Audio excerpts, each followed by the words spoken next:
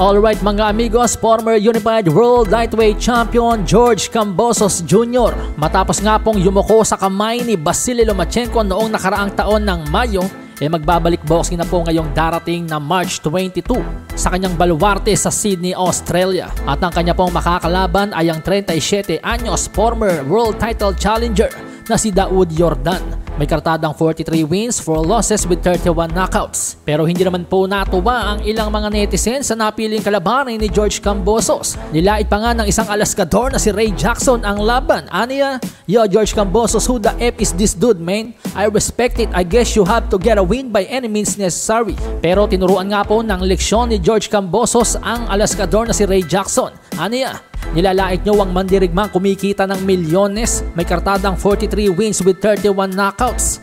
Isang senador sa kanyang bansa na sinusuportahan ng milyon-milyong katao."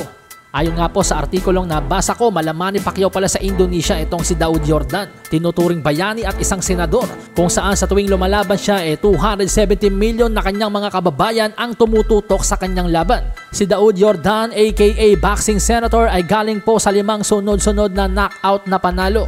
Bagamat kakailanganing dumayo ni Daud Yordan sa baluarte ni George Kambosos sa Australia, pero mukhang blessing in disguise ito. Dahil inaalat po sa kanyang sariling baluarte itong si George Kambosos. Mantakin nyo sa kanyang huling 3 laban sa kanyang sariling bansa. Puro talo po ang inabot ni George Kambosos, 2 kay Devin Haney at 1 kay Vasily Lomachenko. Samantala sa iba pang balita, kinumpirma po ng ama ni King Ray Ryan Garcia na naipagbalikan sa kampo ni Saul Canelo Alvarez at Eddie Reynoso si Ryan Garcia. Sa huling naging laban po ni Ryan Garcia kontra kay Devin Haney noong nakaraang taon ng Abril, si Derrick James po ang dating trainer ni Errol Spence ang gumabay kay Ryan Garcia.